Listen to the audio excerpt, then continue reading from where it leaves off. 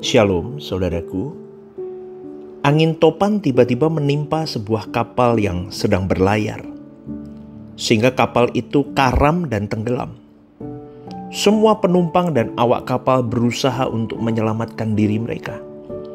Tapi usaha mereka sia-sia, karena semua tenggelam kecuali seseorang yang dapat berpegang pada sebilah papan bekas pecahan dari kapal itu. Dengan memakai tangannya sebagai dayung, orang itu berhasil mendarat di sebuah pulau yang tidak berpenduduk. Untuk menyambung nyawanya, ia memetik daun-daun dan mencabut akar pohon untuk dijadikan makanannya. Ia juga membuat sebuah gubuk kecil dari beberapa bilah papan bekas pecahan kapalnya. Walaupun gubuk itu amat sederhana, tapi sanggup memberikan perlindungan bagi dirinya dari panasnya matahari dan curah air hujan yang kuat. Pada suatu hari ia pergi agak jauh dari gubuk yang dia bangun itu. Mungkin dia mau meneliti atau mencari ada apa di pulau itu lebih dalam. Sehingga jarak yang ditempuhnya cukup panjang. Karena itu ia cukup lama meninggalkan gubuknya dan tidak terjaga.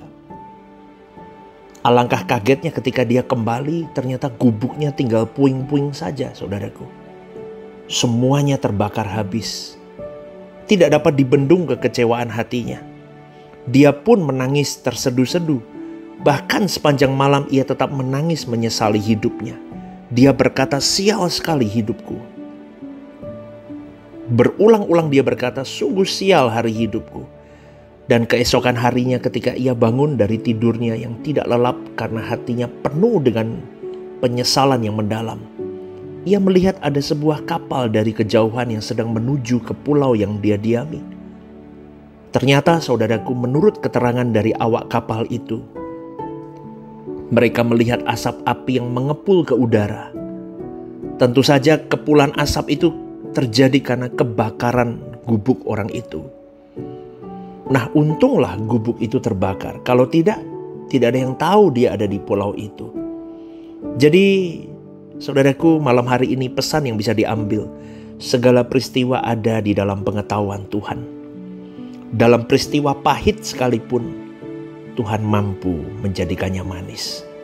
Rasul Paulus pernah menulis kalimat ini di dalam Roma 8:28. Kita tahu sekarang bahwa Allah turut bekerja dalam segala sesuatu untuk mendatangkan kebaikan bagi mereka yang mengasihi Dia, yaitu bagi mereka yang terpanggil sesuai dengan rencana Allah. Renungkan cerita ini dan Tuhan memberkati.